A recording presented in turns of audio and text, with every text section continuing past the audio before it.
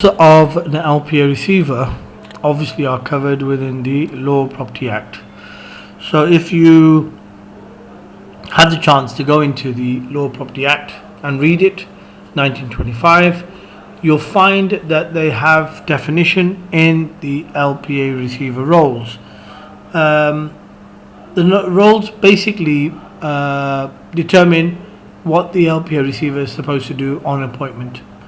And it covers a variety of things. So it covers from the basic requirement, obviously, to collect the monies that flow from a property.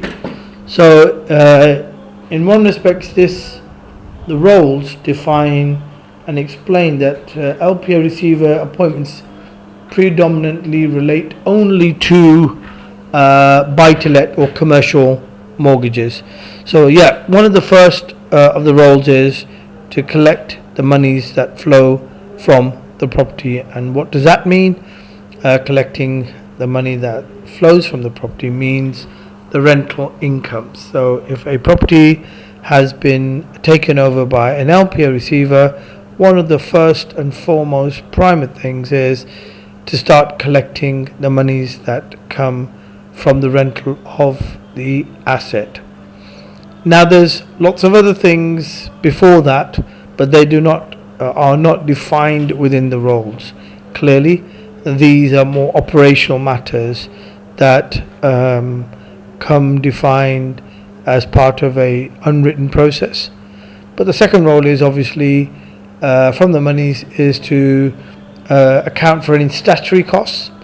So a gas safety certificate, which is a statutory cost to make sure that the property is piped and safe for the purpose of tenants living in that property, and the duty of care and responsibility lying with the mortgagor is obviously transferred under the appointment to the agent of the borrower, which is the LPA receiver.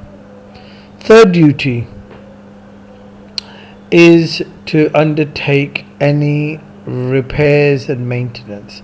Just like the borrower would have to do, the LPA receiver also is bound by duty to undertake any repairs and maintenance to keep the property in a good condition. And that obviously comes from the monies that are collected from the rentals. Then the fourth responsibility obviously is to pay across to the lender, the mortgagee, the surplus amount of monies or the contractual monthly payment. The fifth responsibility is obviously to deduct their fees or their commissions.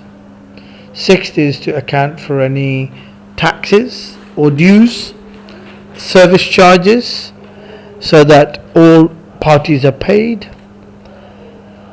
These are those which are contained within the actual statutory law. There are lots of other duties and responsibilities that are on the afforded to the LPA receiver. For example, collecting the certificates, ensuring that proper and legal documents are kept, ensuring that the property is secured and has appropriate insurance, making sure that the property is secure from a security point of view, ensuring that the tenants are made aware through proper notice that they are now the LPA receivers, i.e. the agents, and all matters after the appointment should be directed to them.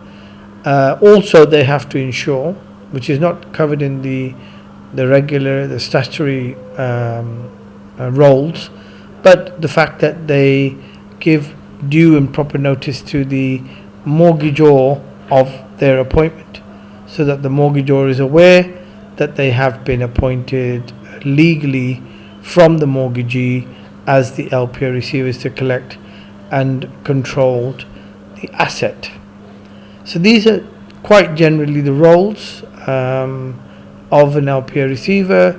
So an LPA receiver, in essence, if you want to understand it, is basically behaving like the owner and the manager of the asset. So not only are they required to take control and all the legal documentation to ensure all the regulatory requirements are fulfilled, they are also acting as the owner of the property for the purpose of the bank, to give any reports back to the bank as and when the bank requires. They also, on recommendation, provide advice to the lender bank as to any major faults or matters with the property, regards to the value of the asset, whether it is beneficial for the bank to keep the asset or sell the asset. Although the bank holds the right to give that direction to the LPA receivers, there is a widget, and that is if in the deed of appointment the LPA receiver has not been given the duty or the power of sale, then properties which are under the LPA receiver's control cannot automatically be put up for sale, because the deed does not allow them to sell, and the deed is limited to the statutory powers, which are only up until the collection and the controls of the asset and collection of monies which flow from the property. So therefore there is a widget there, and a lot of borrowers are not aware of it, that they've had their property sold, possibly not knowing that the LPA receivers did not have the legal right to sell those properties, because it wasn't contained specifically in the deed.